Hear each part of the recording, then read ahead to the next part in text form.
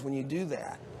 Well, you get the incredible divisiveness that we have right now. We have a crisis of trust in this country. No one knows who to trust. Hell, we had a faction of the Republican Party storm the Capitol in 2020 because they lost an election. So we're at a really socially fragile time because of wealth disparity, and now we have AI that, unless we think about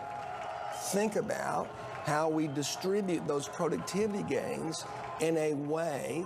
So is it, Dario mentioned, we're going to have a token on every time a model's used. Bill Gates said we're going to, suggested, I think 6 or 7 years ago, maybe we tax robotics.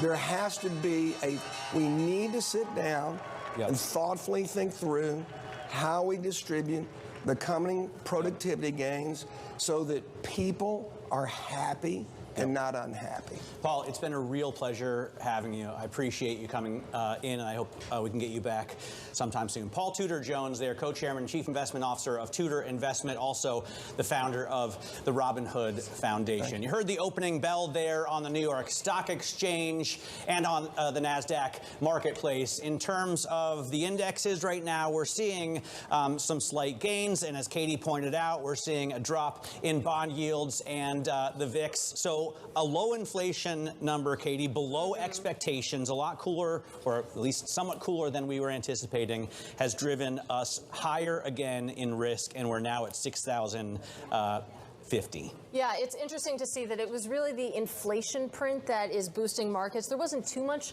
of a reaction to President Trump posting on Truth Social that they have the outlines of a trade framework with China. But let's take a look at some individual movers right now. A minute after the bells rang, we're keeping an eye on Tesla. That's after Elon Musk said that he regrets his back and forth with President Trump last week. Tesla also delayed its rollout of robo-taxis in Texas. You can see shares rebounding a bit right now at the opening bell, Matt, up about 2.6%. All right, we are also watching steel stocks as the U.S. and Mexico close in on a deal that would remove those 50% tariffs that President Trump announced when he was in Pennsylvania on steel imports up to a certain level. That has brought down Cleveland-Cliffs almost 7%, Nucor 5%, commercial metals down almost 2% because, of course, they would be able to raise their prices, I guess, to almost 50% if you have those tariffs. If they're only 25%, it's going to be a lot less. Let's talk about these markets. Joining us now at the desk is Alicia Levine. She is head of investment strategy and equities at BNY Wealth. And what a fascinating setup, Alicia. Great to have you here on a day when we get even cooler inflation than we had anticipated. As Paul Tudor Jones was just saying, the bond vigilantes really don't care about the debts and deficits from the big, beautiful bill. What's your take on stocks at 6,050? Look, I think we're ending the year higher because the pain trade obviously is stocked higher. It's only June. It's only June.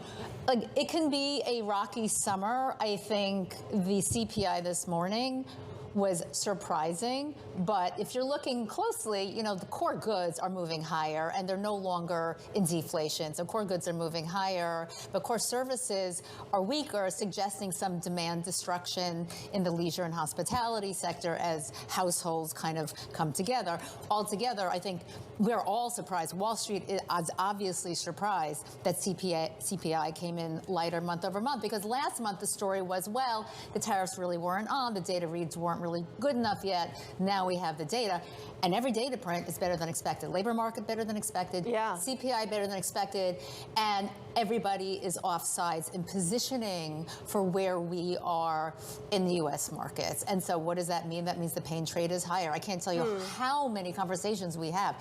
Everybody's negative.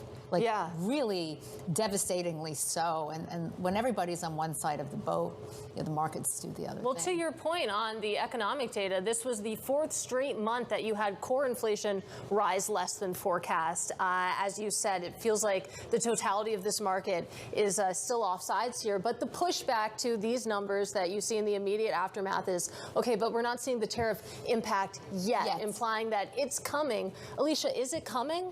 We think it's coming. We thought we would have seen it by now. and we haven't. So I think it is coming, but then as you're getting signs that, we're going to remove the 50% tariffs on Mexico, on steel, and there's some deal going on with China, that means it's a little bit of a wait and see also on raising prices, because in the end we have price sensitive consumers.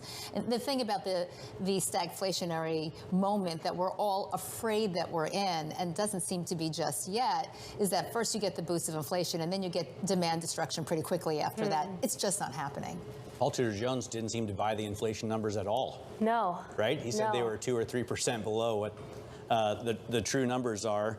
I wonder if his suggestion that the Trump administration is going to bring in the most dovish Fed chair possible also has some effect on this. We were reporting yesterday that Scott Bessent is in the lead, but Kevin Warsh is also a contender. What do you think about that idea, Alicia, that the Trump administration is going to be able to engineer this so that rates really are lower, even without cutting deficits? Look, let's just go back to last September when the Fed cut 100 basis points and the 10-year moved higher. So the story here is going to be on the long end, on the 30-year, and on yields. And it's interesting because the 10-year is still sitting there in that range in the 430 to 460, despite this conversation. And if you do get a Fed chair who's going to be the most dovish to cut, it doesn't mean that the long end will be compliant with this, and I'd be shocked if it were, simply because there are too many interesting data points around inflation that that we haven't seen yet. So the story is you might engineer growth out of it, but you're certainly also going to get higher yields. And so that's the other story, of course, is that the positioning and bonds. I mean, no one is long the long bonds. Yeah. Right? So that's interesting as well. Like, There's one guy, right? One guy. There was one guy that I sent you a message about overnight. Yeah. Well, you sent many messages, so I can't quite remember. But it feels like when it comes to the long bond, that could be the ultimate contrarian trade to actually step in. Absolutely. Would you make that trade? Not yet. Okay. Not yet. What do you need to see? Look, I think that it's uncomfortable where the big, beautiful bill is in terms of the deficits. I think the conversations have not really, in the end, if you're going to cut the debt through lower deficits, it's going to have a growth effect. And it's very hard for any administration to make that choice. What's going to happen, I think, and this is somewhat depressing on growth going forward, is that if the U.S. does nothing about entitlements, that's where the money is. It's $4 trillion. Like, why'd you rob the bank? That's where the money is. Yeah. That's where the growth in deficits is coming from the out-of-control entitlements. If no administration is willing to do that, it then needs tariffs as revenue, because there's not enough tax revenue. Now, I heard what Paul Tudor Jones said about taxing the high end. You can tax the high end all you want to 90%. You're still not bringing in enough revenue to deal with a $2 trillion deficit. So you have to do, you either have to revenue raise, and that's what the tariffs are doing over 10 years, over $2 trillion. Right. That's the problem here. Do we get stuck on tariff revenue because we can't cut, because nobody is willing to take the hit and have slower growth and maybe a recession? That's really the risk here. He clearly wants tariffs to stay, and he clearly is counting on that revenue. I always remind people that taxes bring in $2.2 trillion taxing people, right? Corporate taxes only bring in like 500 billion, not even, because we don't tax corporations. I will say, Gunit Dhingra, who is the New York-based head of U.S. rates at BNP, said that he sees a case for buying bonds at current levels. So there's one person out there. I got to ask quickly, Alicia, the other side of this, which is that earnings seem to be strong, right? Yes. And we've had a number of people, including Mike Wilson, say, hey, 13% earnings growth, everyone's ignoring this. Right. So I'd say we are not. Yeah. We take policy as given. So we had lowered our earnings for next year in 2027, and then we immediately moved our earnings higher again for 2026. We actually see the S&P at 65 to 6,600 within the next 12 months. We have a price target close to 7,000 for next year because earnings are hanging in there. What the first quarter of earnings did is it kind of sterilized the rest of the year for this year. So we're probably coming in about 265 in earnings for 2025, but the market doesn't really care because it's looking at 2026. And so, by the summer, it's always the forward 12 months. And so earnings are coming in really well. The margins, specifically the margins that we're getting from the top tech stocks, the Magnificent Seven, the top 10 of the market, driving the margins higher for the S&P. There are pain points in retail. There are definitely pain points in some of the leisure stocks and airlines.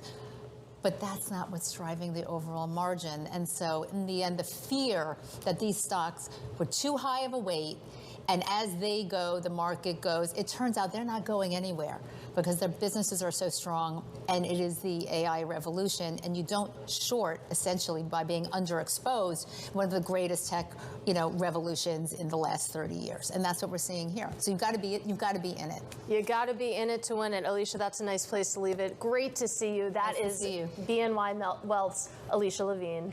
I will say, on the other side, so you have BNP basically betting against the steepener. Paul Tudor Jones, I wasn't expecting to get right to the yield curve steepener, but I was hoping for a stock pick, but he said he's not really into individual stocks. No, he's looking at the yield curve.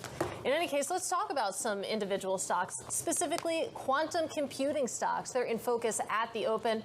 That's after NVIDIA CEO Jensen Huang said the industry was at an inflection point. Huang was speaking at GTC in Paris to kick off France's Viva Tech conference.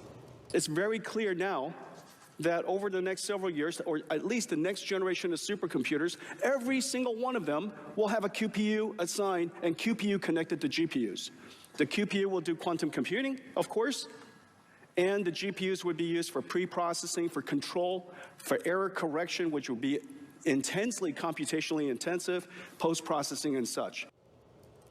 Now, if you're getting whiplash, that's because that's a stark difference from just in January when Huang said that quantum computing is decades away. Let's stay on those comments because for more, we're joined now by Bloomberg Tech co-host Caroline Hyde. So, Caroline, why the change of heart from Jensen Huang? He can sell some chips. Maybe as an answer. That helps. It's interesting. We've got to walk back on that time frame, actually a little bit earlier in the year when they hosted their first quantum day.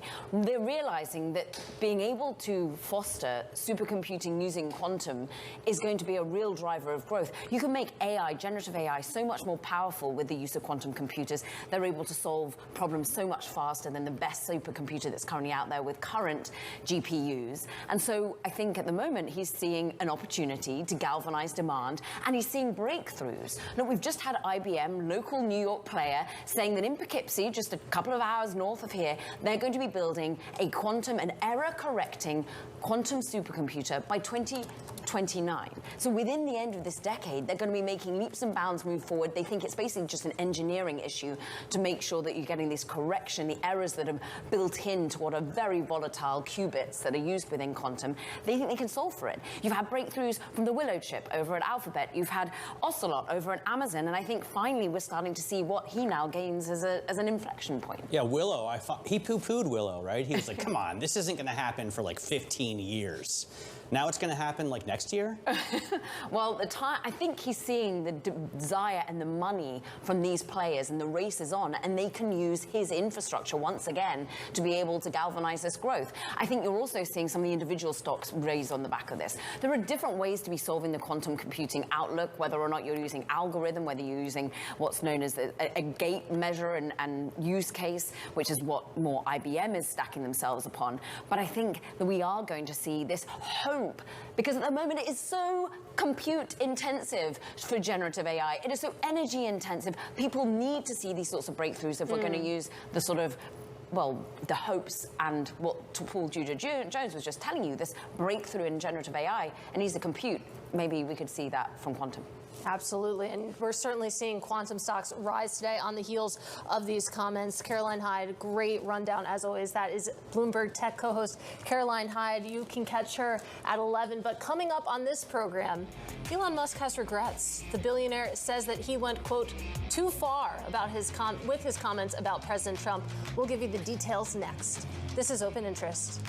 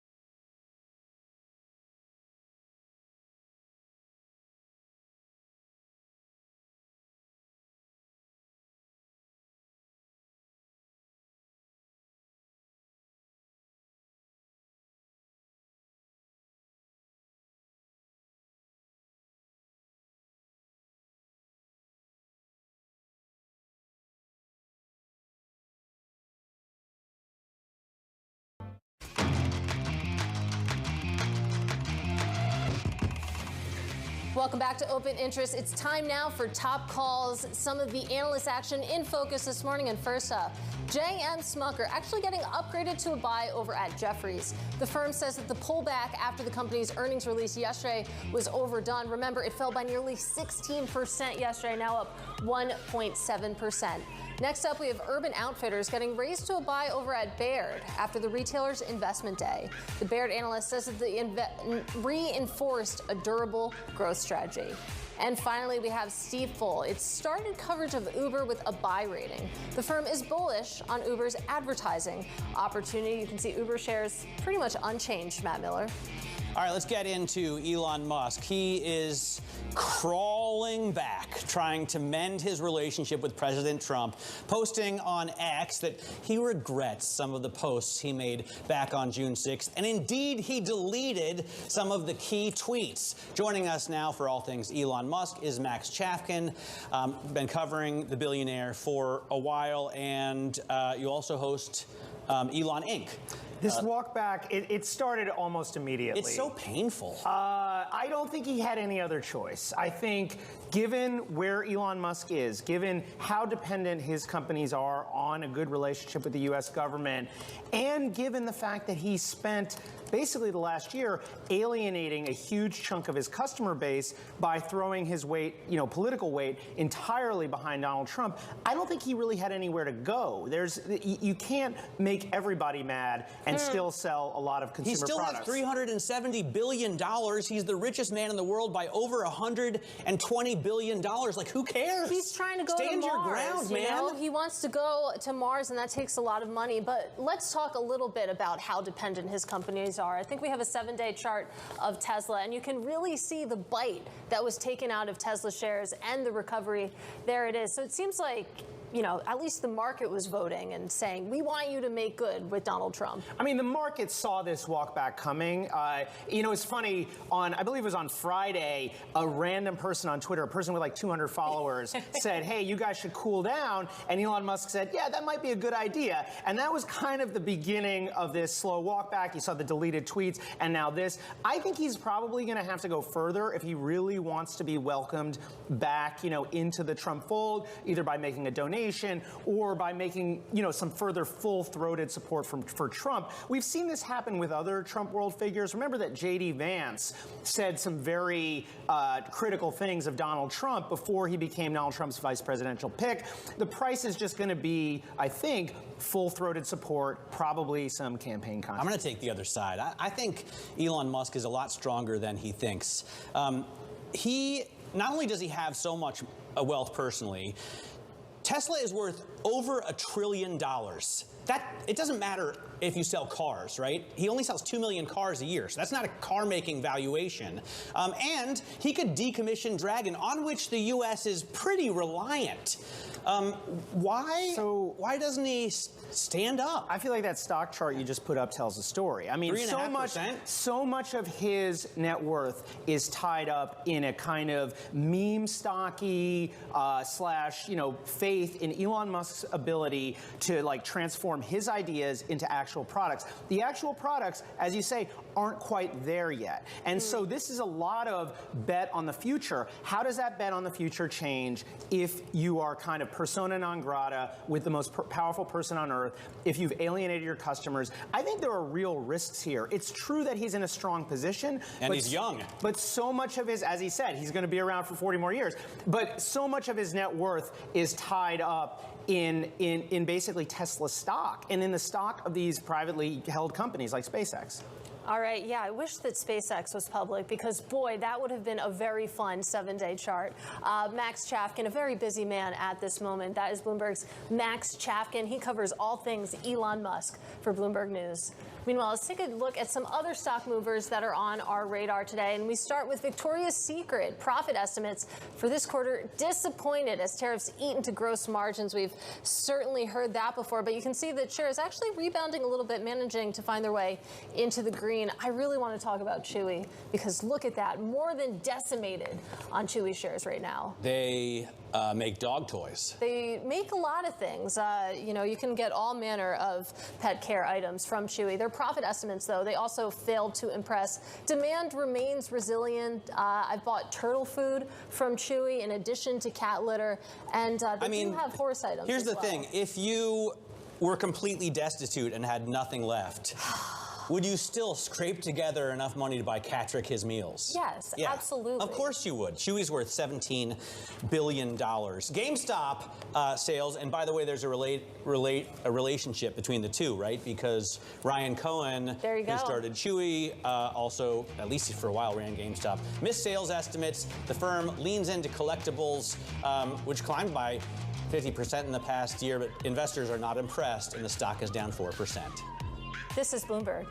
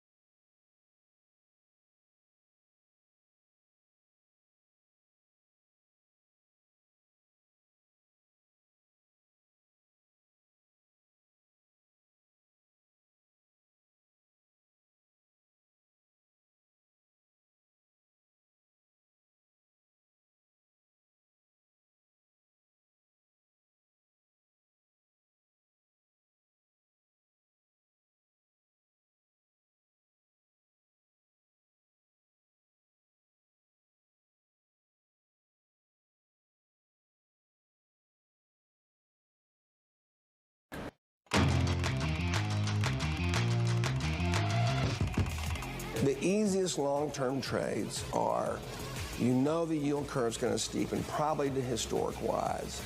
You know we're going to cut short-term rates dramatically in the next year. And you know the dollar will probably be lower because of that.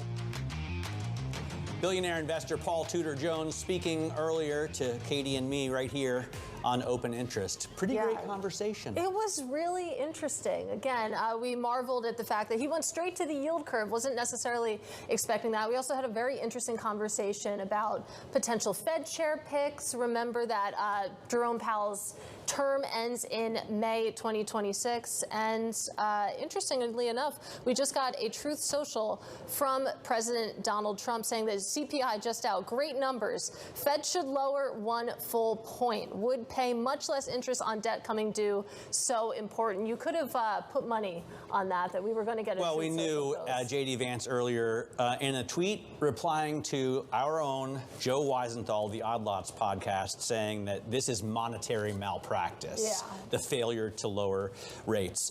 In terms of what we have coming up, I will tell you that the Treasury Secretary, Scott Bessent, he is set to testify before the House Ways and Means Committee, and we're going to bring you those remarks because right now, anything Scott Bessent says after he's come back from London, where he was talking with his Chinese counterparts, is very important to this market.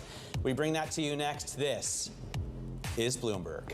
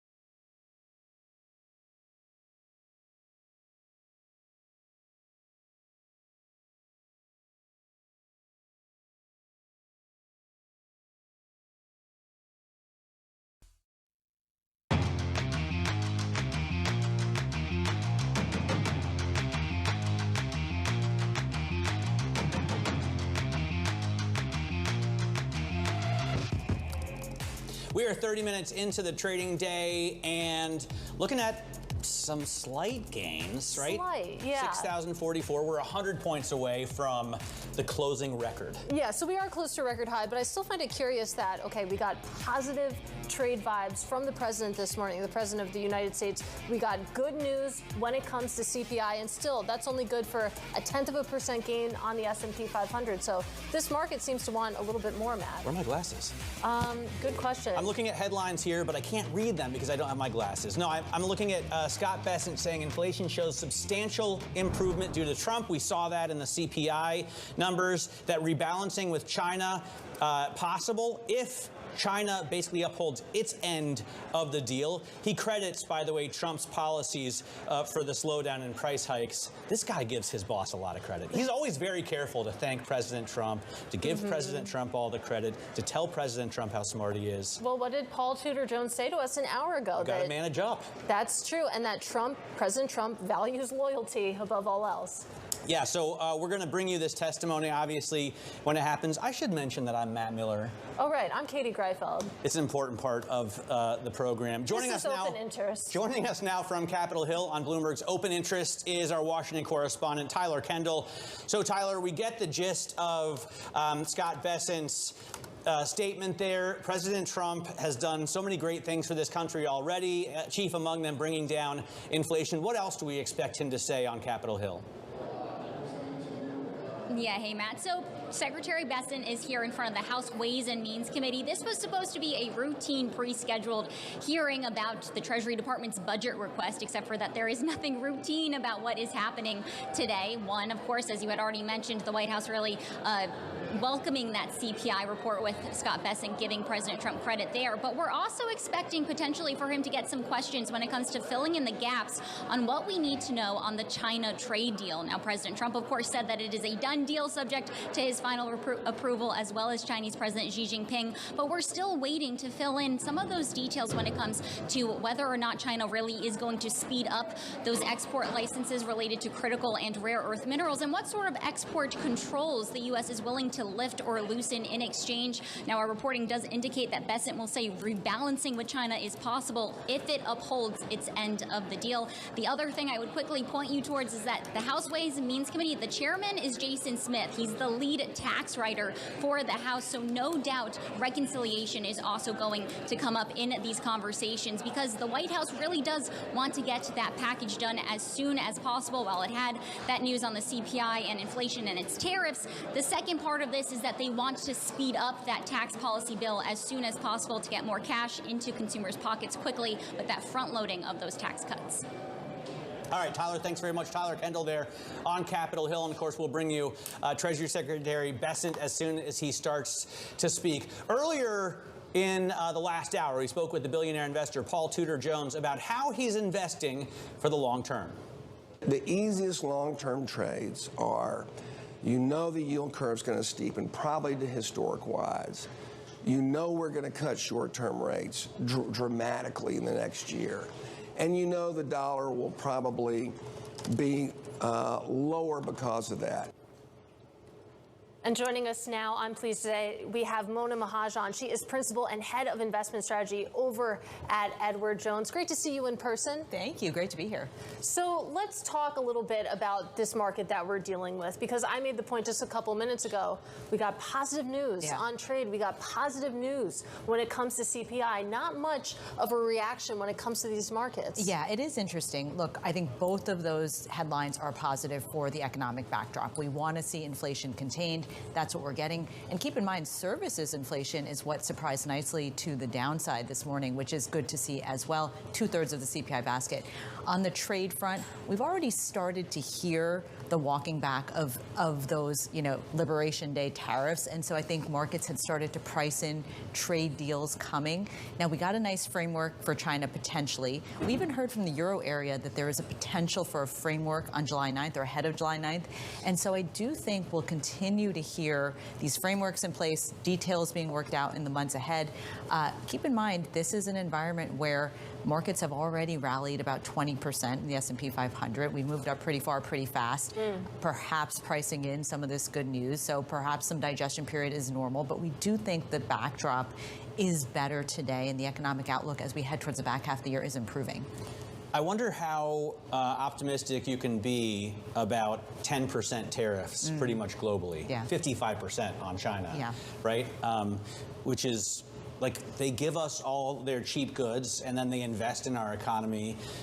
It doesn't seem like a fantastic situation from a free market capitalist point of view. Yeah, you know, it's a great call out. Look, we were at 2% average tariffs in the U.S. beginning of the year. We're probably going to that 10% plus level higher in China. What I will say is broadly, analysis has shown that a 10% level is still a threshold that can be managed and absorbed. Once you get beyond that, that's where you do see movements in prices. To your point, China is now at 55%. That is a meaningful rise with Chinese trading partners. We do think that'll flow into, over time, prices moving higher and potentially economic growth softening. Now, all that being said, we don't yet see a recession as a base case in the U.S. Potential for a softening or a cooling from the 2.5% level, absolutely.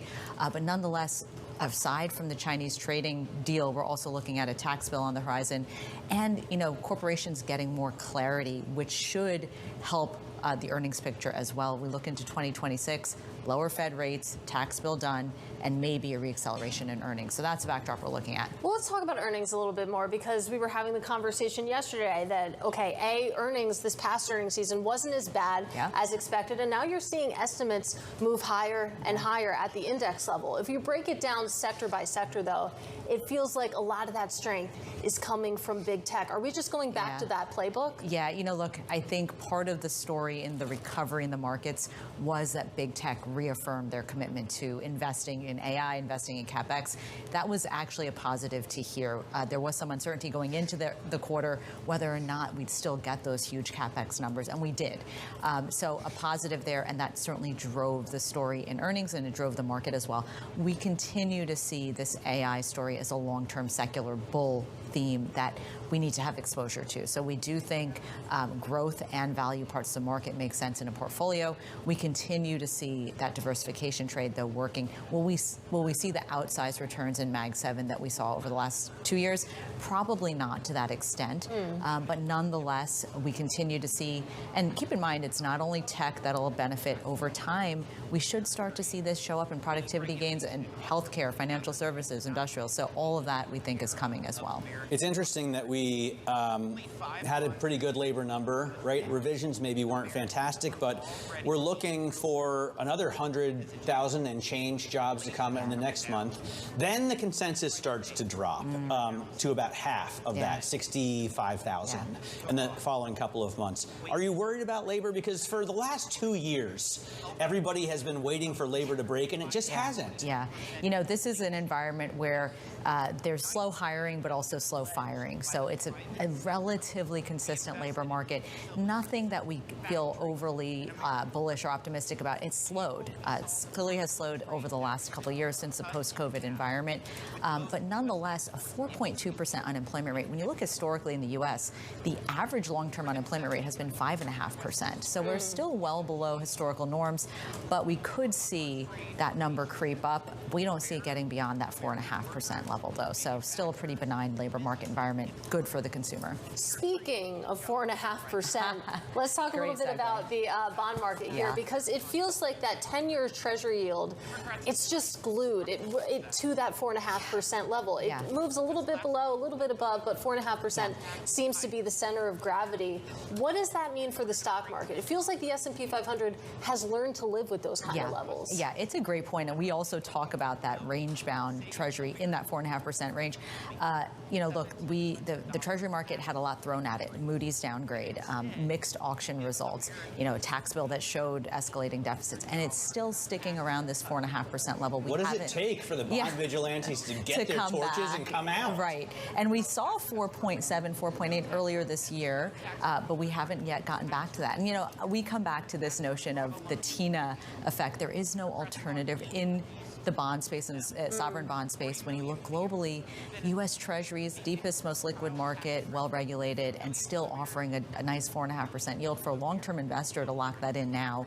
Not a bad, relatively risk-free rate. Well, Matt, I know you have your heart in your throat as we await these Treasury auction results, kicking off this afternoon with the 10-year. True. Today is the 10-year. Yes. Tomorrow the 30-year auctions. And I have been saying how interested I'm going to be in that. I'm not sure come 1 o'clock whether I'll care that much. But do you think it's going to go off without a hitch? You know, we're hopeful that that demand picture will show up. Maybe part of the reason we're seeing a little bit of trepidation in the market as well, so let's see how the results go. But more broadly, we think there's any trepidation.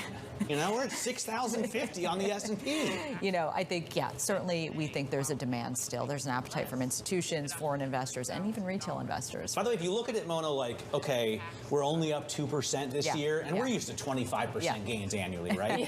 We're spoiled.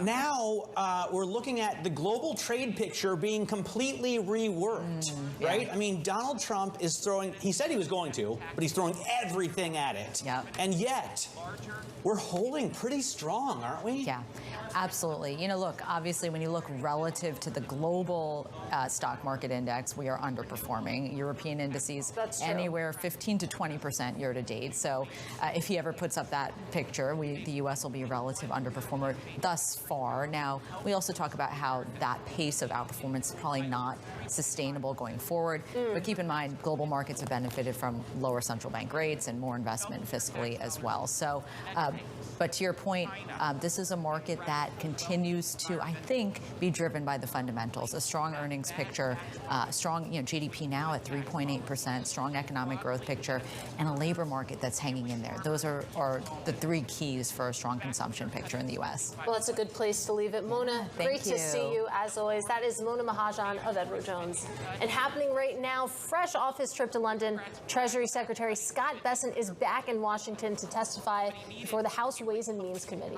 Lawmakers are likely to ask him about trade talks with China, as well as the road ahead for the nation's economy. We'll bring you his remarks as soon as the Treasury Secretary starts speaking. This is Open Interest.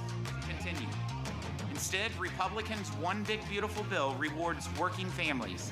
Take-home pay will rise by as much as $13,300, and 7.4 million new jobs will be created or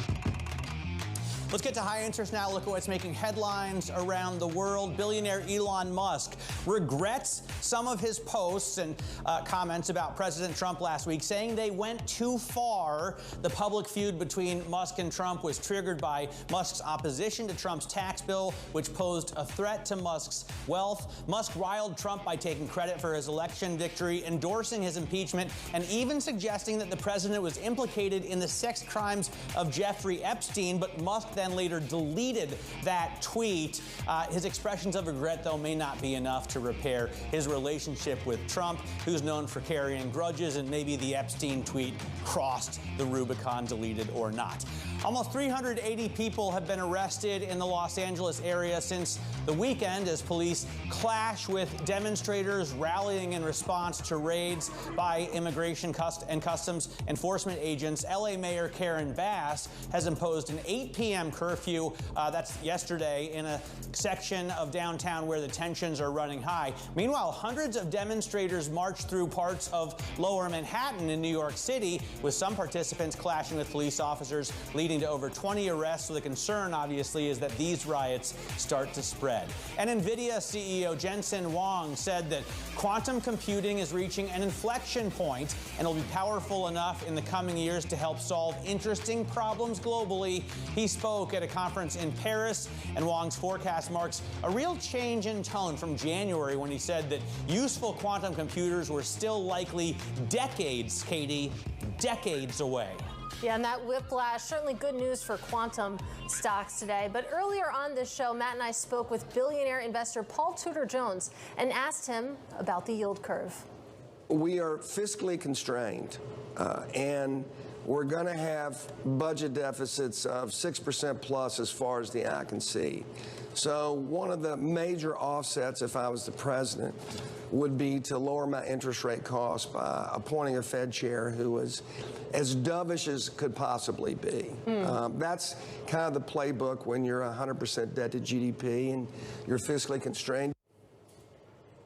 Joining us now is Bloomberg Markets editor Christine Aquino. And let's start with the yield curve, because the steepener has made sense for a while now, that you would see short rates drop and you would see the long end stay where it is or maybe go a bit higher. But it feels like it hasn't sustainably worked, though. Yeah, absolutely, Katie. And a lot of questions over the longevity of that trade, which has been a winner, as you pointed out. But, you know, with today's inflation data showing that inflation really is looking a lot more benign, questions over how sustainable those long end yields can stay near 5% are really starting to bubble now. And then, of course, in the front end as well, right, we're seeing a little bit of pullback in bets for Federal Reserve interest rate cuts, because, again, with inflation data looking a little softer, but also growth data holding up a little bit more, it's almost kind of like we're back to a bit of a Goldilocks environment for the economy. Yeah, it's crazy. I mean, Mona Mahajan, who's just on with us, pointed out Atlanta Fed GDP now is at 3.8%. Now, I know that's not a forecast for the GDP number for the whole quarter, but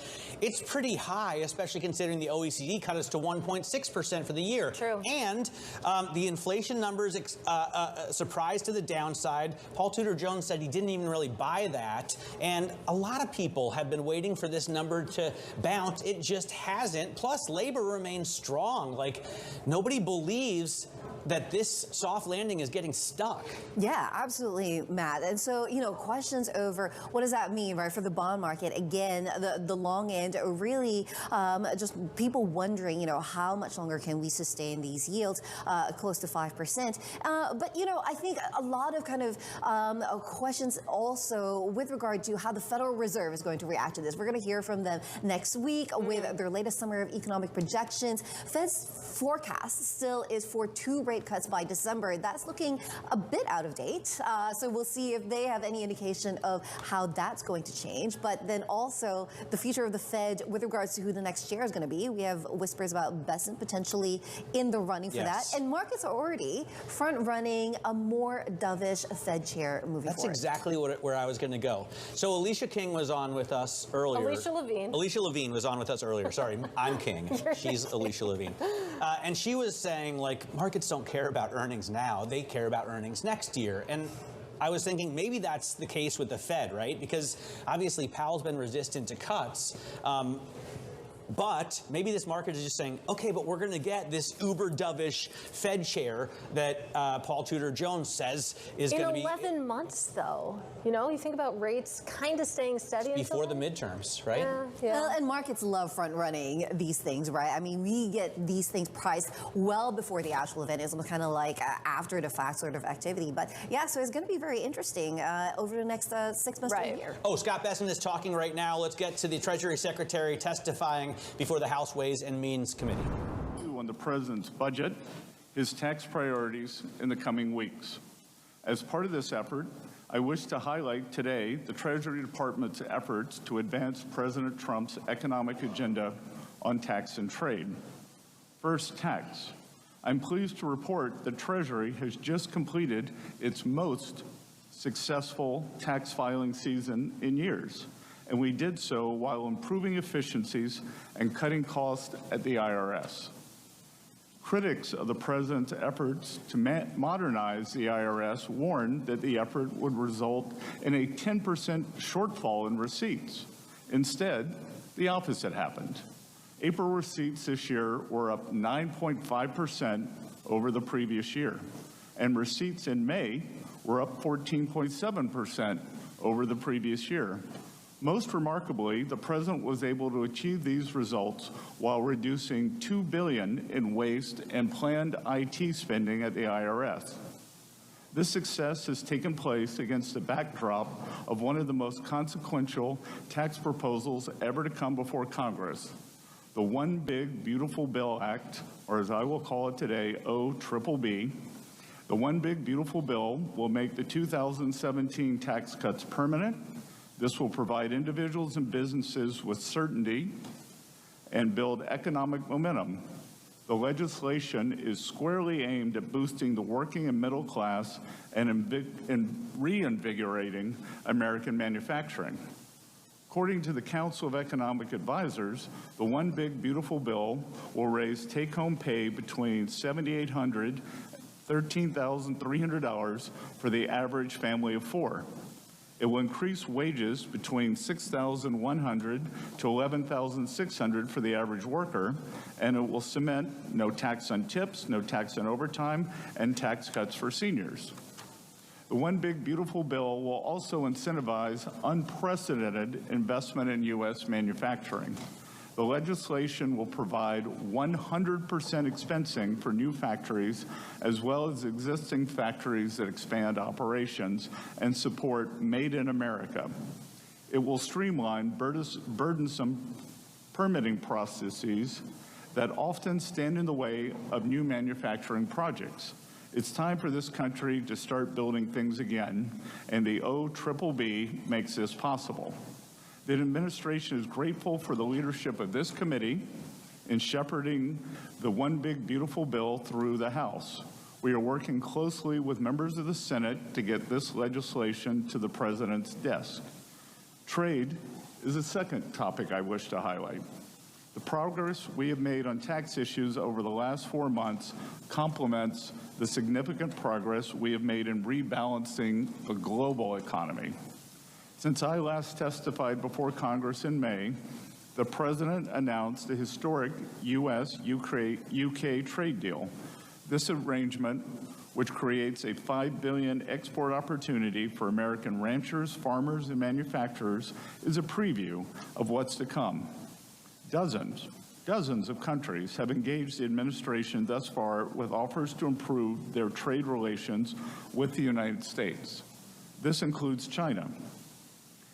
I have just returned in the middle of last night from successful negotiations in London with a Chinese delegation that will not only stabilize the economic relationship between our two economies, but make it more balanced.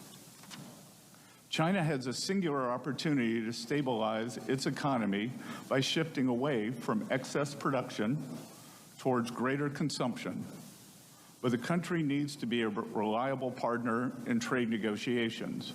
If China will course correct by upholding its end of the initial trade agreement we outlined in Geneva, and I believe after our talks in London they will, then the rebalancing of the world's two largest economies is possible. By challenging the decades-old status quo on tax and trade, President Trump is breathing new life into the American economy. More than 500,000 private sector payroll jobs have been added since January. Most importantly, inflation in the U.S. is at its slowest pace since 2021. And the numbers we received today take us back to the slowest pace since 2020. Most importantly, we are decelerating cost increases for shelter, food, and energy. After 4 years of price increases diminishing the U.S. standard of living, inflation is showing substantial improvement due to the administration's policies. Furthermore, the labor market remains strong with low unemployment and plentiful labor demand as job openings remain high. This strength has been exemplified in the recent performance of the stock market and consumer confidence data. The President's bold leadership on these issues has laid the ground for a golden age economy. With your help, we can build on that foundation to create even more prosperity and abundance for the American people. We hope you will join us in this endeavor. Thank you all, and I look forward to your questions. Thank you. We'll now proceed to the question and answer session. One of the more absurd attacks we hear from our Democrat colleagues is that the one big beautiful bill is focused on the wealthy, not the working class. I'm sure the waitress who will keep more of her hard-earned money under the no tax on tips policy, or the lineman burning the midnight oil to restore power and seeing a tax cut under the no tax on overtime policy would be surprised to learn that Democrats consider them wealthy. Secretary Bessent, whether it is those policies or the tax relief in the bill for seniors, the double child tax credit and standard deduction, or the fact that the tax burden on the truly wealthy will actually rise under this bill, how does the one big beautiful bill deliver primarily for working families? Thank you for that question, Chairman Smith. As we saw in President Trump's first term, substantial non-inflationary growth was created. Non-inflationary growth. Real wages rose, and working Americans did better. Hourly workers did better than supervisory workers. We believe that this will happen again. As you outlined, no tax on tips, no tax on overtime, the tax breaks for seniors on Social Security, and the ability to deduct auto loans on new cars made in America, as was available when I bought my first car in 1978, will be restored. All of this will help working Americans overcome this horrendous affordability crisis that this administration inherited. The Biden administration negotiated a global tax scheme through the Organization for Economic Cooperation and Development that would rob American taxpayers of $120 billion and would discriminate against American businesses. President Trump issued a day one executive order opposing the Biden administration's global tax surrender. In the one big beautiful bill, Congress provides the president, in line with that directive, specific targeted authorities to fight back in the event nations impose a discriminatory tax on American businesses, such as a UTPR. Last week, members of this committee met with an ambassador who was specifically concerned about how this provision would give the U.S. the ability to stand up for American businesses and respond to an unfair tax his country has imposed on American job creators. Secretary Bessent, why is it important for the Treasury Department and the President to have strong protective measures, like the one provided in the One Big Beautiful Bill to fight against foreign taxes that discriminate against American companies? And how will the administration ensure that the use is targeted and in a manner to protect or replace U.S. tax revenue? Mr. Chairman, for whatever reason, the previous administration chose to outsource American sovereignty on tax matters, and the Trump administration believes that is unacceptable. Unacceptable. Many other countries would seek to pull in revenues from U.S. multinational corporations into their treasuries. And rest assured that the provisions in the One Big Beautiful Bill to combat this are a staking out of our fiscal sovereignty. The U.S. tax system will stand next to what is called Pillar 2, and other countries are welcome to relinquish their fiscal and tax sovereignty to other nations. The United States will not. So this bill will allow us to prevent our corporate revenues from being drained into foreign treasuries, and that is in the hundreds of billions of dollars. Thank you, Secretary. President Trump is also using tariffs to level the playing field and demand fair treatment for American workers, farmers, and manufacturers. Secretary, you are on the front lines of the president's economic policy agenda, including through your lead role in trade negotiations to demand fair treatment from China over the last couple days. How do the president's trade policies and tariffs and the total reset of our unfair trade and investment relationship with China that President Trump has led fit into the broader effort to reorient America's economy toward one that serves the working class instead of just the wealthy elites? Mr. Chairman, China currently has the most imbalanced economy in the history of the world. They now have an approximate 30% share of global manufacturing, and they continually grow their manufacturing base. They are in the midst of a real estate downturn. Some may cause a crisis, and they are trying to export their way out of it rather than take domestic measures such as increasing consumption, dealing with banking problems, or dealing with the real estate crisis.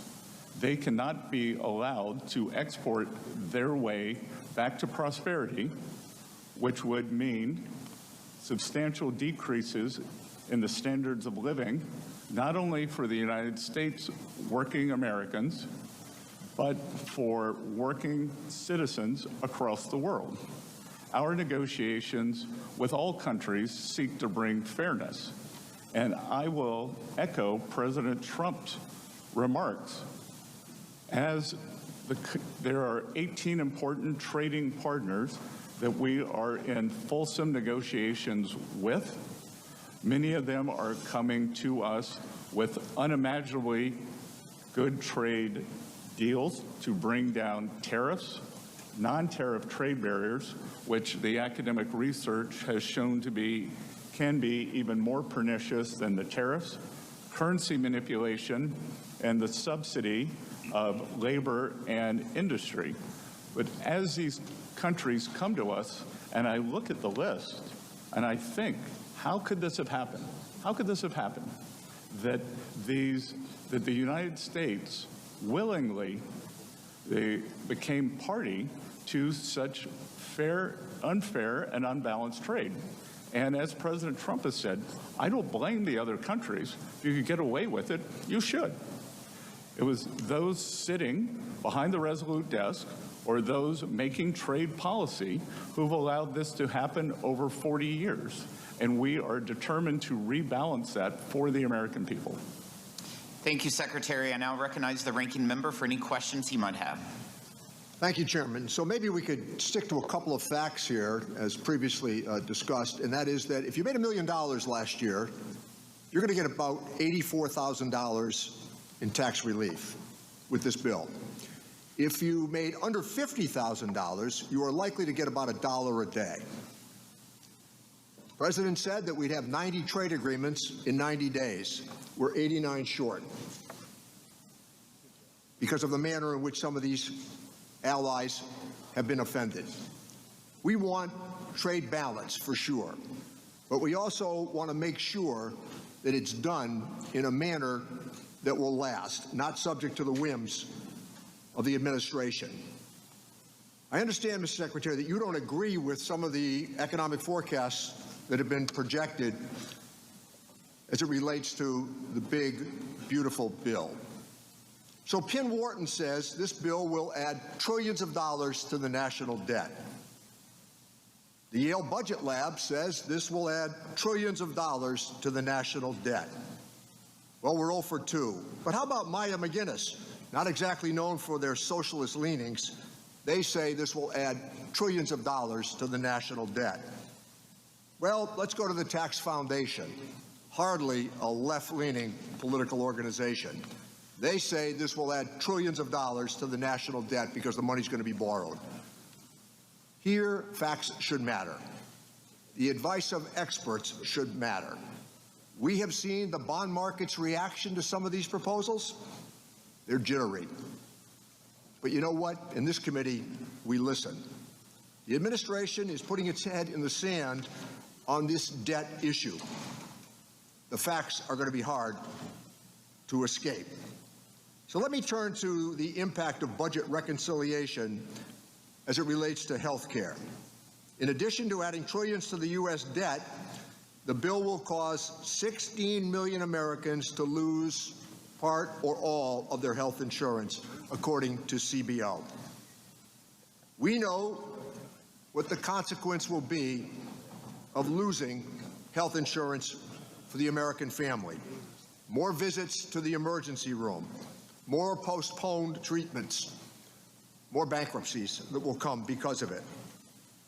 The problems that people have with health insurance only mean that later on the problems pile up. Bad health, the challenge that is now going to occur for our rural hospitals, surely many of which will be forced to close. Cutting more than $1.5 trillion from Medicaid, Medicare, and the Affordable Care Act certainly will mean job losses. No industry can sustain $1.5 trillion in cuts while we borrow money for a big tax cut that, despite what has been said here today, still favors people overwhelmingly at the top.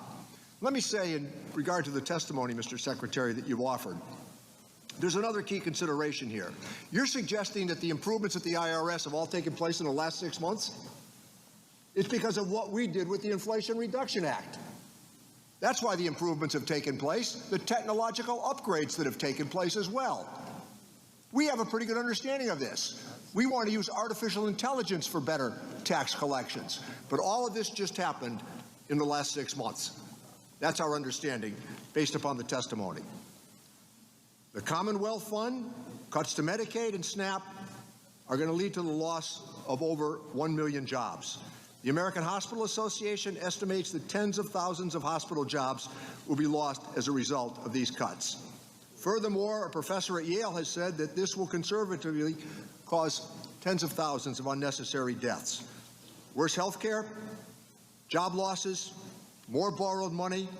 The American people deserve considerably better than what we're being told. But let me offer this challenge, Mr. Secretary. We would be prepared on the minority side to work with the administration and direct tax relief back to people under $400,000 of joint income, as opposed to the suggestion that is being offered here today. And if you disagree with the number that I offered about tax relief for somebody who made $1 million last year, let me give you the last 30 seconds to speak to that. Representative Neal, I have great respect for you. We've had good conversations, but respectfully, if I weigh 1,000 pounds and you weigh 50, and I gain 10 pounds, or I gain 10%, I have gained 100,000. That during President Trump's first tax cuts, the share of taxes paid by the high end of taxpayers, the increased by more than 7%. And I'm sorry, I chuckled when you talked about the IT at the IRS. The program is 35 years behind schedule. 35 years. And is wasting $2 billion a year. That's why we put the extra money in, Mr. No. The extra money went in for bodies, and whistleblowers acknowledged that standards were being lowered to bring in new agents. The money is not the issue here. It is how the money is spent. That's exactly right. We agree on that, how the money is spent. And the last point that I would make... It has been spent poorly. Let me make this last point, Mr. Secretary. Do you agree with the idea that in 2017, that the federal government, emanating from this committee, borrowed $2.3 trillion for that tax cut?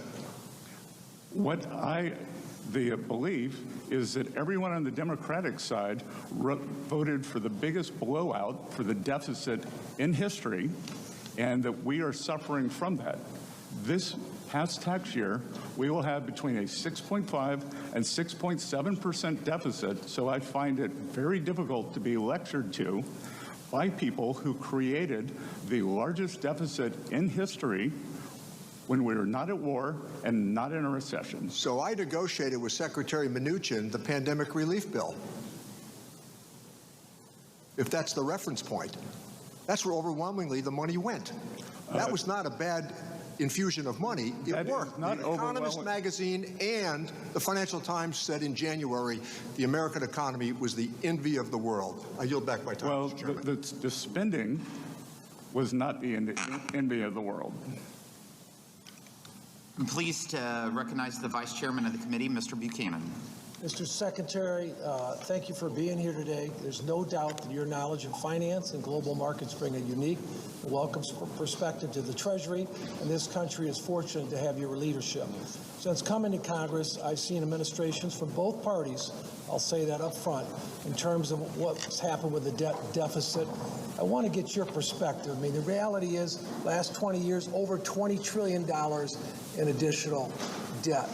I remember in the 80s, frankly, where we had the junk bond markets. If I look at all these younger people out here, what we're leaving them is deplorable. And I just want to make sure that we're giving as much consideration as we can to that. 49 out of 50 governors have to balance the budget.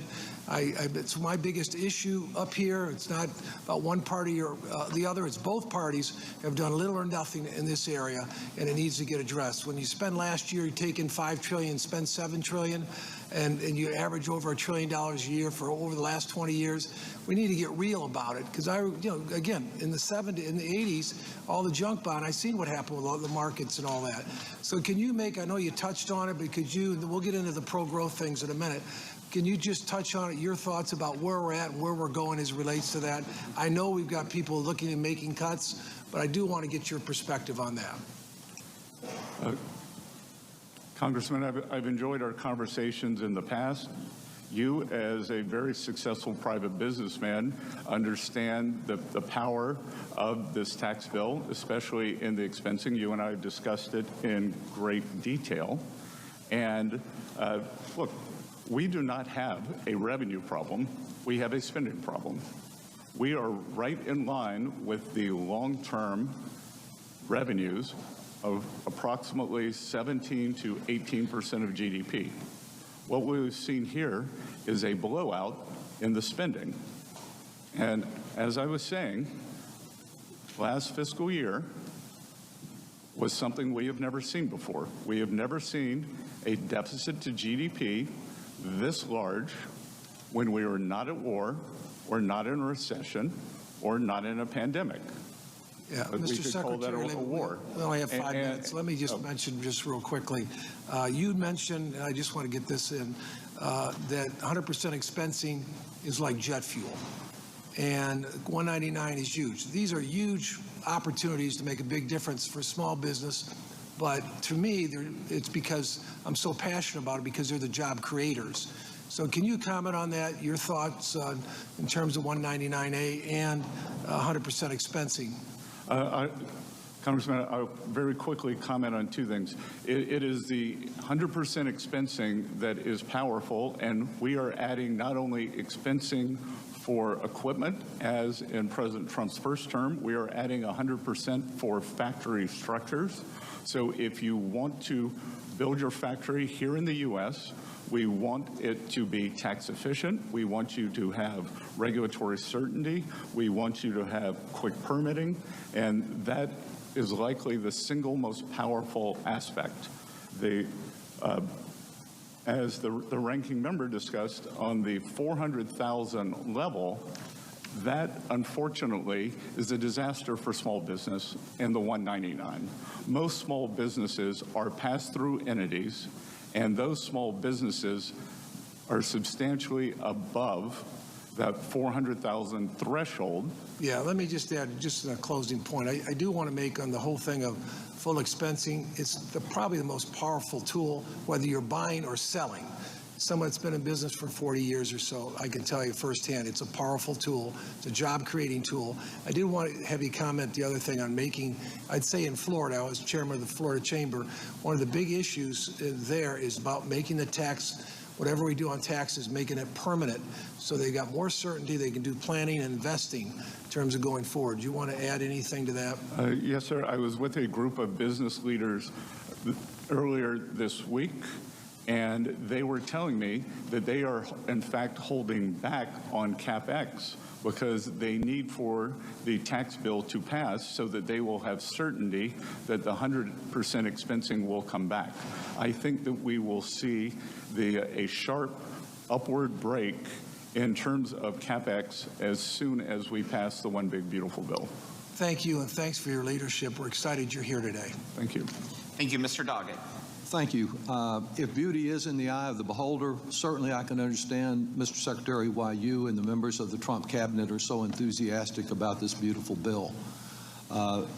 It gives so much to those at the top, and of course Trump appointees are not just in the top 1%, but the top 1,000th of 1%.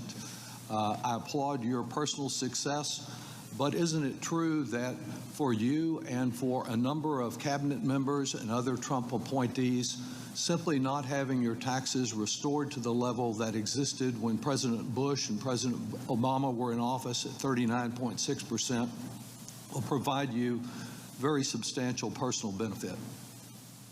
Yes or no? That is not a yes or no question, sir. All right, if you can't answer it. As many people Thank you. Reclaiming my time. If you can't answer. Have different tax reclaiming my time, please, sir. And it is shown. Mr. Chairman, I don't want my time taken if the witness will not yield. I would recommend, Mr. Doggett, that if you asked a question, at least allow them to answer. You can recommend it, but you're taking my time from your time answering the questions. So Continue. Let me say, I understand you can't answer that with a yes or no. I'm concerned about the weaponization of the Internal Revenue Tax Code by the President and your role in it. Section 7217 of the Internal Revenue Code makes it unlawful for the President and his partners like you requesting IRS to conduct or terminate an audit or other investigation of a particular taxpayer. Section 6103, as you're familiar, protects taxpayer privacy. Yet in violation of both, the President began threatening Harvard in April, and on May 2nd, he declared, we're going to be taking away Harvard's tax-exempt status. It's what they deserve.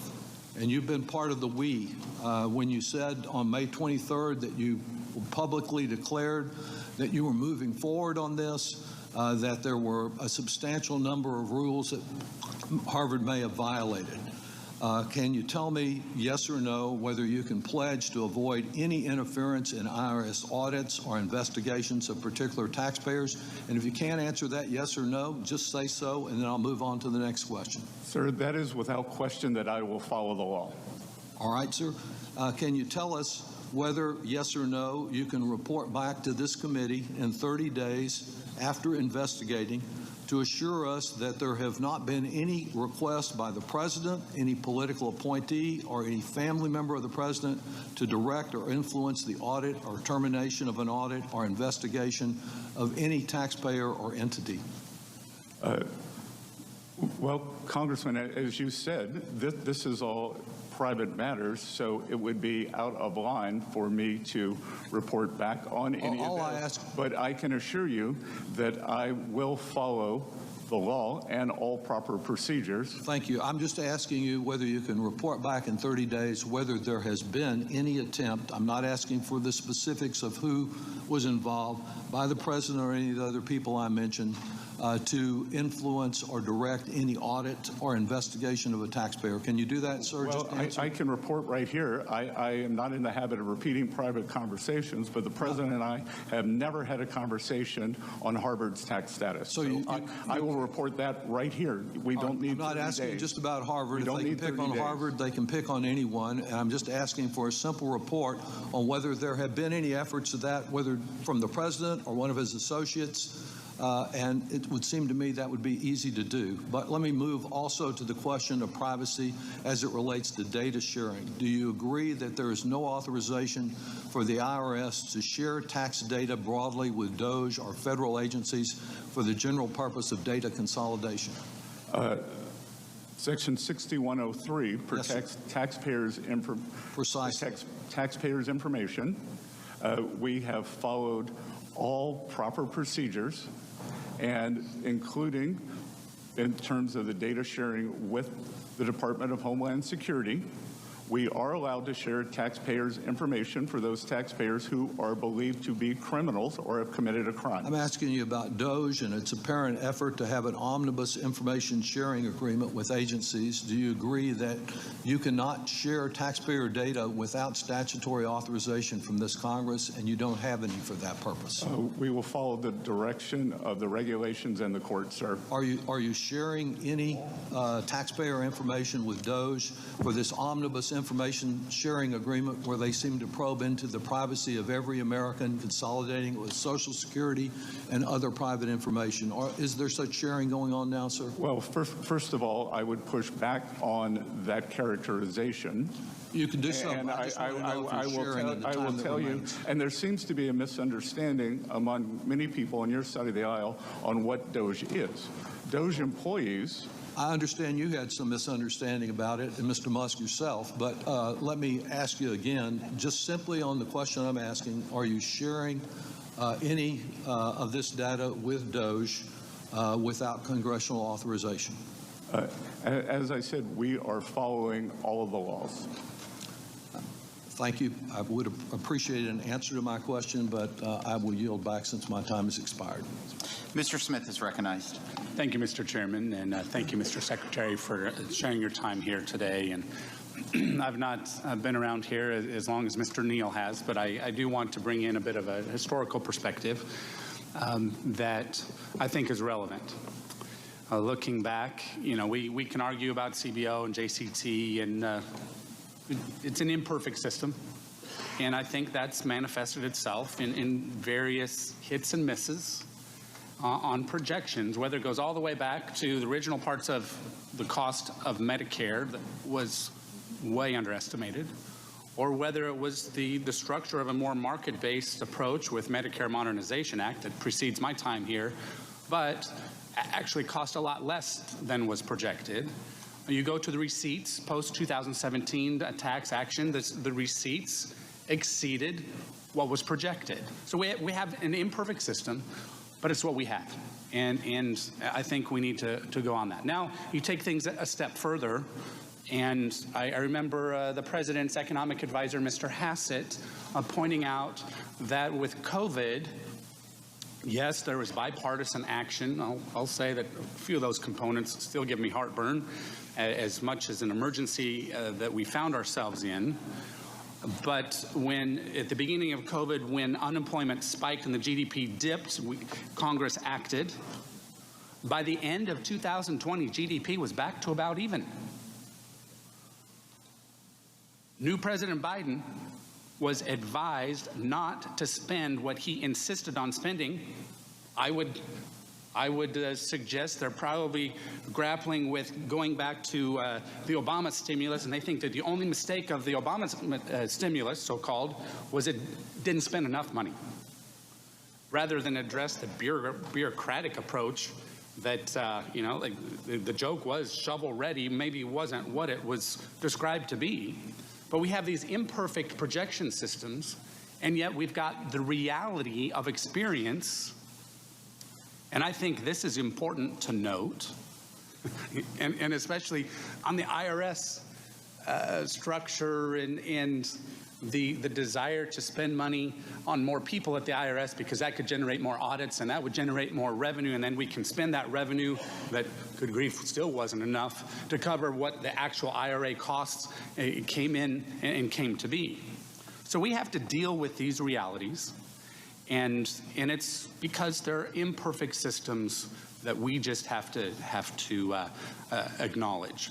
And that's why, Mr. Secretary, I had not heard the numbers on the IRS, and especially in these efforts most recently, that we were told that if we pushed back on the number of new IRS agents and auditors, we were going to undermine the revenues, and yet a different approach that focused more on technology, because there was a willingness to focus more on technology here on this side of the dais than there was with just hiring more people that actually, even in the best of scenarios, did not come to be. Thank goodness, I might add. But we are in a situation now where in 2017, we did what was right, and I'm glad that there was bipartisan support to extend a lot of what we did in 2017 that did not have bipartisan support then. Now, that didn't pass the Senate. We are where we are, and now heading into a situation where what we have at hand with this reconciliation bill is good for workers. It's good for workers. It's good for economic expansion and encouraging investments and increasing productivity so that we can grow the economy without triggering inflation. President Biden was warned not to push more spending by Democrats, I might add. I think of Mr. Summers primarily, advising against that.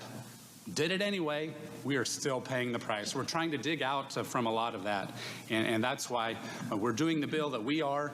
Gosh, I have other things that I'd love to ask questions on, but I think it's important to realize that we need to deal with reality here. That's what we are doing. And Mr. Secretary, thank you. I look forward to further conversations, whether it's trade, whether it's IRS, whether it's various things that we need to do to get our country to a better place, realizing that the solutions are really in the private sector, in triggering everything we can on our side to encourage the private sector to provide more opportunity. Thank you. I yield back. Thank you, Mr. Thompson. Thank you, Mr. Chairman. Mr. Secretary, thank you for being here. You know, the economic outlook of the United States has soured a bit since President Trump assumed office. We've gone from record lows in unemployment, historic growth, and lowering inflation to unprecedented trade wars, volatile markets, and low consumer sentiment. And for the record, Mr. Chairman, I would like to enter surveys from consumers from the University of Michigan, a trade war impacting the shipping economy, and the OECD article on the downward turn in economic turn in the U.S. Without objection. Thank you. This is only made worse by the Republicans' big, ugly bill and the administration's proposed budget. I have a few items I want to raise with you, Mr. Secretary, but given our limited time, I want to focus on the projected impact of the reconciliation legislation. Economists from the CBO, the JCT, the University of Pennsylvania, Yale University, the Committee for Responsible Budget, and the Bipartisan Policy Center have all projected that this legislation will add trillions of dollars to our national debt. Experts have also projected that close to 16 million Americans will lose access to their health care, and 11 million Americans will lose access to nutrition benefits. These figures aren't coming from Democratic talking points. They're coming from economic experts with years of expertise. Yet, Mr. Secretary, you have time and again gone public and said that you dispute these claims. I believe you're a very intelligent and very competent individual. You're a Yale graduate, an adjunct professor, served as the managing partner of the George Soros Fund Management's office in London, and led Key Square Capital Management, a global hedge fund, and you're a billionaire. So the question I have is, why is it that you seem intent on disavowing any and all expert opinions that are inconvenient to your political agenda? Unfortunately, it strikes me that you are hell-bent on ignoring the warnings of any independent expert whose opinions may not serve your goals. When you worked in finance and your analyst told you that a proposal was a bad idea, I suspect that you listened to your analysis and didn't just accept the deal because the person proposing it said they were wrong and that their deal was a good deal. That would be wrong, it would be irresponsible, and it would be dangerous. I would submit that in the position that you have now, it is even worse. It's more wrong, it's more irresponsible, and it's more dangerous. Mr. Secretary, can you point to one independent study, one study performed by an expert PhD economist who is not on the payroll of this administration, that says that this legislation will not add to our national debt? Well, Congressman, if... Yes or no? Can you point to one? If we want to look at the CBO... No, I'm not asking you, is there an independent expert that you can point to that says that this bill will not add to our national debt? Yes or no? Yes. There is? Yes. What are they? Art Laffer. Pardon me? Art Laffer. Art Laffer? Great. That I don't think that one counts. Mr. Secretary, did the 2001 Bush tax cuts add to our debt? Sorry? Did the 2001 Bush tax cuts add to our debt? Yes or no? Again, Congressman, yes or no? I think it's important to look at framing here. Okay, I'm reclaiming my time. It's clear that you're not going to answer the questions that are asked. And let me make it real simple for you. The Bush tax cuts added to the debt. The second round of Bush tax cuts added to our national debt.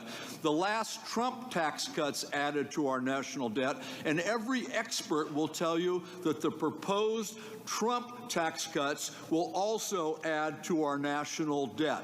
That is the honest answer, and I would have expected you could have just given us a yes or no on whether or not these preposterous tax cuts that will benefit clearly the most wealthy people, the people who don't need a tax cut in this environment, will add to our national debt. This is bad public policy. It's bad for the American taxpayers. It's bad for our economy, and it's atrocious for our future in regard to the national debt, and I yield back.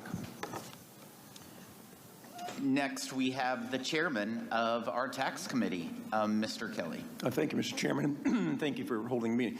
Mr. Secretary, thanks for being here today. We get into these back and forth, and it comes down to who struck John. I think both sides of the aisle can talk about things and policies in the past that caused wherever we are today to be wherever we are today. The question isn't about the history of how we got here. The question is, how do we remedy it? How do we fix it going forward? I'm from the private sector. And I really do believe before anybody should ever serve in public office, they should have been in the private sector and worked where they got paid on commission only and had lost their job at least once and had faced an unbelievable task of trying to keep your business open when there was no revenue coming in. So I don't want to grill you and all these things of asking you a question and not allowing you to answer it, because that seems to become the thing. I'd rather go back to consistency and certainty. The hardest thing for anybody in the private sector is trying to figure out what the next administration is going to do, or what's going to happen at midterms, and whether I'm going to make an investment or not going to make an investment, because that can change overnight. I get that, and I'm sitting here now and I'm trying to figure out, no wonder hardworking American taxpayers have lost faith in the way we operate. But I just want to ask you this, because I think it's really critical. So I have kind of a little bit of a football background. I look at this, we're in the fourth quarter now. It's a 2-minute warning and no timeouts left. I want you to share with us what could happen, and forget the Potomac amnesia about who's responsible for it. Let's go to what actually is going to happen if this bill doesn't get passed. How is it going to affect hardworking American taxpayers? Congressman, good to see you again. It is what we call in economics a sudden stop. It would be cataclysmic. It would be the largest tax hike in history.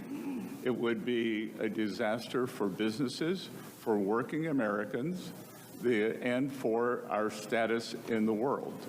That to have this happen, we would see increases in taxes on thousands of dollars of working Americans. We would see business contract, and we would see a substantial increase in the unemployment rate. So as you look at what's taking place right now, and I think there's always the back and forth about do these tariffs work, do they not work? Just from a standpoint, your background is incredible for you to be in this position today. So I want to thank you for doing that, because you stepped out of a pretty comfortable life where people weren't firing questions at you and not allowing you to answer them. Just going forward, and you told people just now what's going to happen if we don't get this passed. So what is it that, in addition to what we could do, that we're not already doing? Congressman, it is certainty and permanence. As we have seen, the corporate tax rate is permanent. That is, we are not arguing on that here. Businesses have great certainty. Households do not. Small businesses do not. And this administration, myself especially, given my small town roots, they are laser focused that Main Street can do well here. And Main Street is a series of small business owners who work every week to make payroll. On average, 9 employees, family owned, and this would be cataclysmic for them. On the other side, having permanence, being able to invest, being able to hire more workers, being able to expand, will lead a Main Street resurgence. We will also see a manufacturing resurgence. Approximately 9% of Americans are now engaged in the manufacturing sector. History has shown us that wage growth occurs more readily in the manufacturing sector for working class Americans than in the service sector. So the combination of small business and manufacturing, along with the president's tax agenda for no tax on tips, no tax on overtime, a tax cut for seniors, and the ability to buy a new American-made car and deduct the interest, they will solve this horrendous affordability crisis. Because the way to think about it, Congressman, we are dealing with 2 things here. We are dealing with affordability, and we are dealing with inflation. Affordability is the stock of inflation, and we are working to pull that down. That can be pulled down 2 ways, through price levels or increased real wages. I think we can do both, but the real fill-up here would be increased real wages for working Americans. On the other side, we just saw yet another fantastic inflation number, much of that due to decrease in energy prices. Thank you for being here, and again, for you to step out of your private life was very comfortable. To step into this arena, I can't tell you how much I appreciate it. Thank you so much for being with us today and your service. We appreciate it. Thank you, sir. Thank you. Mr. Larson. Thank you, Mr. Chairman, and thank you, Mr. Secretary, for coming before the committee as well. It's pretty clear, and listen, now, who needs to get into arguments when you need answers? But you can see the frustration on this side. I appreciate your loyalty to the president and understanding your responsibility, but it seems pretty clear that in the time that we're given to ask a question, et cetera, the reason that people are seeking yes and no answers is because of the time that's allotted. It has nothing to do with you personally or whatever. You're obviously very bright and intelligent. So, Mr. Secretary, would you agree that I give great credit to Representative Massey, who stood on the floor and addressed the Congress during the debate on this bill, and he never criticized the president. He never criticized a fellow Republican. What he did was address the facts, and he laid them out very clearly. Let me quote what he had to say here. This bill is a debt bomb ticking. Congress can do funny math, fantasy math if it wants, but bond investors don't. This week, they sent us a message. Moody's downgraded our credit rating, and the bond investors who buy and finance our debt demanded higher interest rates on a 10-year note, 20-year note, and 30-year note. What does this mean?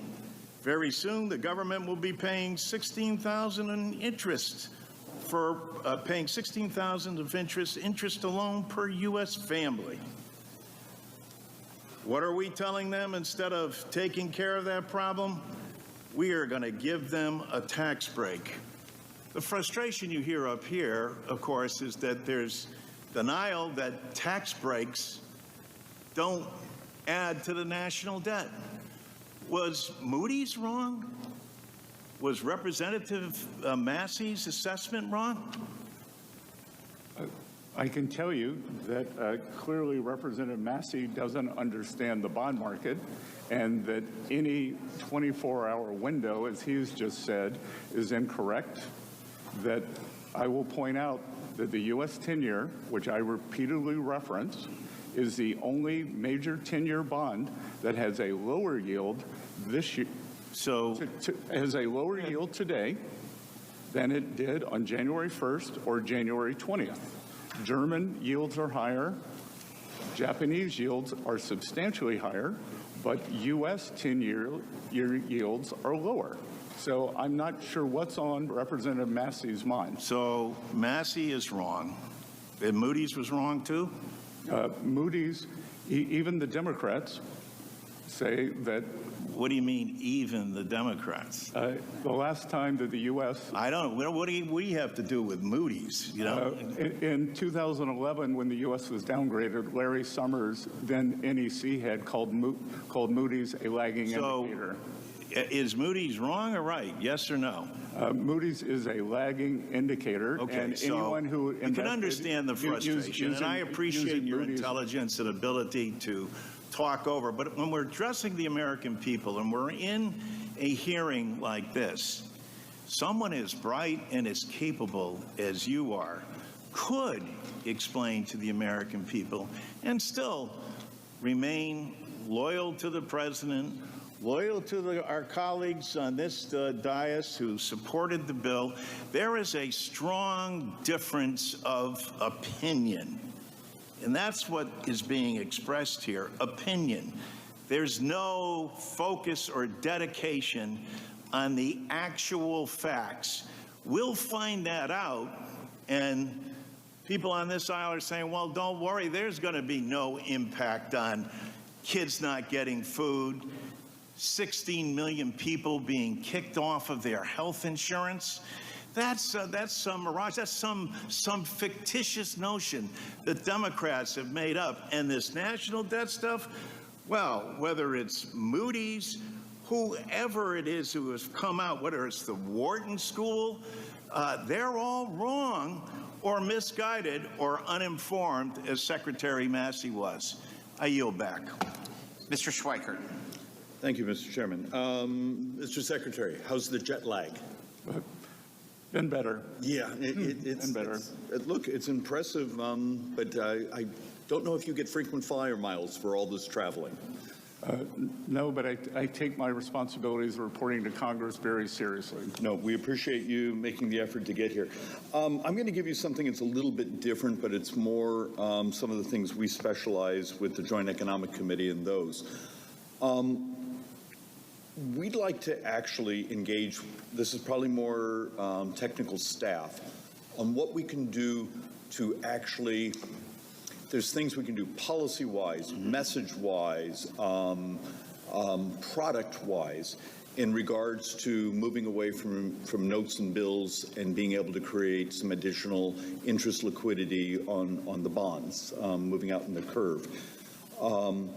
With past Treasury secretaries, we've done presentations on everything from Professor Schiller's Trill's idea, where it's a bond, but it actually has a slight attachment to as an equity interest in the U.S.